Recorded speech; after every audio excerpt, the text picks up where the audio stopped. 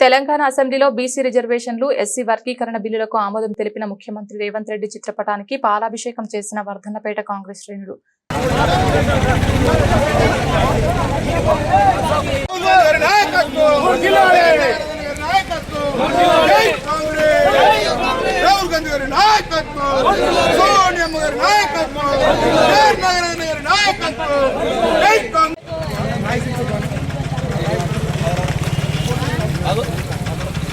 SC వర్గీకరణపై మా Wardhannapet MLA KR Nagaraj గారు అసెంబ్లీలో ప్రసంగం చేయడం జరిగింది.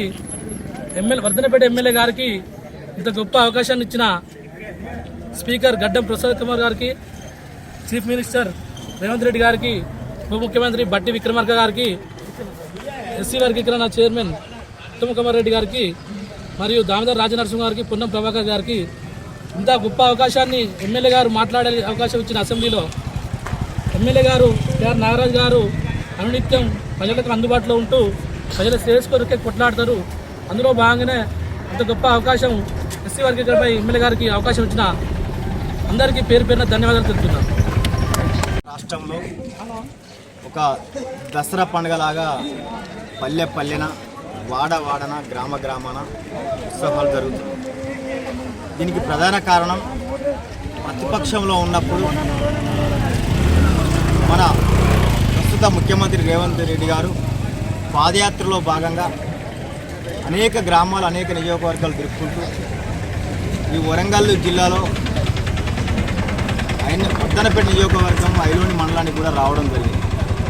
అలాంటి సందర్భంలో ఈ పాదయాత్రలో అనేక ఎస్సీలు, బీసీలు, ఉపకులాలు వారి యొక్క కష్ట నష్టాలన్నీ చూసి వారి యొక్క బాధలు తెలుసుకొని నేను కనుక ప్రభుత్వం వస్తే, కాంగ్రెస్ పార్టీ ప్రభుత్వాన్ని మీరు గెలిపియండి, ప్రభుత్వం వస్తే మీకు కొన్ని వాగ్దానాలు ఇచ్చుకుంటా. అలాగే ఉప ముఖ్యమంత్రి బట్టి అన్న కూడా 2015 సంవత్సరంలో ఇదే వర్ధన్నపేట నియోజకవర్గానికి, ఇదే ఐనవోలు మండలంకు పున్నెల గ్రామానికి కూడా మన ఉప ముఖ్యమంత్రి బట్టి అన్న కూడా వచ్చి పాదయాత్ర ద్వారా ఉప ముఖ్యమంత్రి బట్టి అన్న కూడా అనేక ప్రజల సమస్యలు, కష్ట నష్టాలు, ఉపకులాలు, ఎస్సీ వర్గాలు, బీసీ వర్గాల యొక్క ప్రజలు తెలుసుకున్న పార్టీ ఏదైనా ఉన్నదంటే అది కాంగ్రెస్ పార్టీ.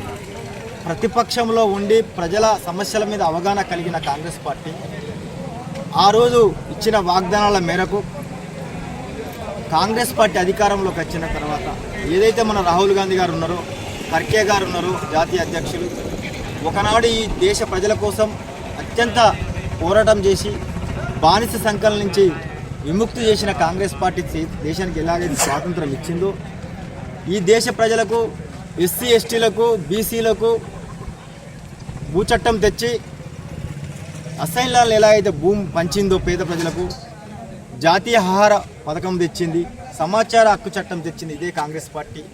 ఇదే కాంగ్రెస్ పార్టీ ఈ దేశంలో కులగణన చేసి అనేక కులాలు, నేటికి అభివృద్ధి చెందిన కులాలను వర్గీకరణ చేసి వారిని అభివృద్ధి చెందాలనే ఏదైతే వాగ్దానం ఇచ్చిందో, ప్రభుత్వం రాగానే మన రేవంత్ రెడ్డి గారు దీనిని కులగణన ద్వారా బీసీ సామాజిక వర్గానికి ఎంత జనాభా ఉంది తెలంగాణ రాష్ట్రంలో అని చూసి దానికి 42% రిజర్వేషను మన వార్డు నెంబర్ నుంచి మొదలు పెడితే మేయర్ వరకు చట్టసభలలో ఉద్యోగపరంగా, ఉపాధి పరంగా బీసీలకు, అలాగే ఎస్సీ వర్గీకరణ అనేది 70 ఏళ్ళ నుంచి ఎంతోమంది పోరాటం చేసినా కానీ ఇవాళ కాంగ్రెస్ పార్టీ మాత్రమే మళ్ళీ ఎస్సీల యొక్క కష్ట నష్టాలు తెలుసుకొని దానిలో ఉన్న ఉపకులాలను కూడా తెలుసుకొని ఎస్సీ వర్గీకరణ కూడా చేసింది కూడా కాంగ్రెస్ పార్టీ. అది మన జాతీయ నాయకుడు రాహుల్ గాంధీ గారు, సోనియమ్మ, తెలంగాణ ఇచ్చిన తల్లి సోనియా గాంధీ గారు, అలాగే ఈ రేవంత్ అన్న, బట్టి అన్న వీళ్ళు ఉండడం వల్లనే ఇది సాధ్యమైంది. ఇలా అదే ఏదైతే కులగణలో కనీసానికి ఓటు కులగణన కూడా చేర్చుకోలేదు కేసీఆర్, ఇలా పెద్ద పెద్ద మాటలు మాట్లాడుతున్నాడు.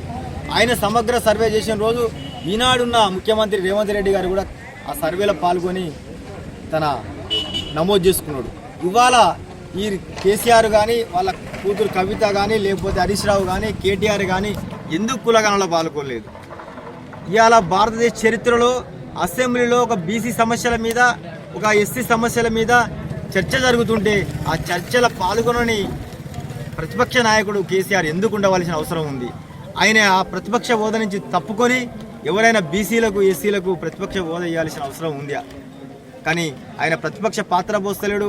అధికారంలో ఉన్నప్పుడు అందరినీ అణచివేసిండు, మీడియాను అణచివేసిండు, ప్రశ్నించే ప్రతి గొంతును అణచివేసిండు. ఇవాళ యావత్ జాతి దేశానికి దిక్సూచిగా తెలంగాణ రాష్ట్రం నిలబడ్డది. ప్రతి పల్లెలో ఇవాళ ఐలోని మండలంలో వర్ధనపేట ఎమ్మెల్యే కేఆర్ నాగరాజు గారి ఆదేశం మేరకు మేము పెద్ద ఎత్తున కొన్ని వేల మందితోని సంబరాలు చేసుకున్నామంటే ఇది ఎవరికో ఒకరికి కలిగింది కాదు. ఈ రాష్ట్రంలో వచ్చిన ఈ తీర్పును ఈ చట్టం జరిగిన దాన్ని ప్రతి ఒక్క రాష్ట్రం కూడా ఆదర్శంగా తీసుకోవాలి. రేపు ఏపీ తీసుకుంటుంది, కర్ణాటక తీసుకుంటుంది, కేరళ తీసుకుంటుంది, ఇలా మహారాష్ట్ర కూడా తీసుకుంటుంది. ఇంత ఆదర్శవంతమైన పరిపాలన కాంగ్రెస్ పార్టీ ఇస్తుంటే ఇవాళ మనవాదులు బీజేపీ సిద్ధాంతం, ఆర్ఎస్ఎస్ సిద్ధాంతం పక్క పెట్టుకొని కాంగ్రెస్ పార్టీని ఒక ద్రోహిగా నిలబెట్టి ఇవాళ 15 ఏళ్ళు 12 ఏళ్ళ నుంచి వెళ్ళి బీసీ ప్రధానమంత్రి దేశంలో నేను బీసీను, నన్ను పాకిస్తాన్ వాళ్ళు చంపుతాను, నాకు ఏం లేదు, నేను చాగా అమ్ముకున్నాను ప్రధాని బీసీల కొరకు ఎందుకు చేయలేదని ఇలా బీసీ సోదరులను ప్రశ్నిస్తున్నాం. ఆయన బీసీల రిజర్వేషన్ గురించి కూడా ఎక్కడ కూడా మాట్లాడలేదు. తెలంగాణ ఇవ్వడానికి కూడా బీజేపీ ఇష్టం లేదు. ఇన్ని మంచి పనులు చేసిన కాంగ్రెస్ పార్టీని ఆశీర్వదించాలి, అభినందించాలి. రాబో ఎన్నికలలో కూడా దేశంలో రాహుల్ గాంధీ గారు ప్రధాని కావడం కొరకు ఈ రాష్ట్ర ప్రజలు కానీ దేశ ప్రజలు కానీ బలపరచాలి, మద్దతు ఇవ్వాలి. మళ్ళీ ఈ కాంగ్రెస్ పార్టీని రాబో స్థానిక సంస్థల ఎన్నికల్లో కానీ ఏ ఎన్నికలు వచ్చినా కానీ మీరు ఓటేయండి అంతే, కానీ కాంగ్రెస్ పార్టీ ప్రతి ఫలాన్ని మీ ఇంటికి తెచ్చి ఇస్తుంది. ఇవాళ ఆ సందర్భంగానే ఇవాళ ఇక్కడ మేము పెద్ద ఎత్తున రాజ్యాంగాన్ని కాపాడుకోవాలి. సంవిధానం అంబేద్కర్ ఏదైతే మహాత్మా గాంధీ మన భారతదేశంలో స్వాతంత్ర పోరాటంలో ఇందులో దేశ ప్రజలు కానీ మీడియా కానీ అందరూ కూడా రాజ్యాంగాన్ని కాపాడుకోవాలి.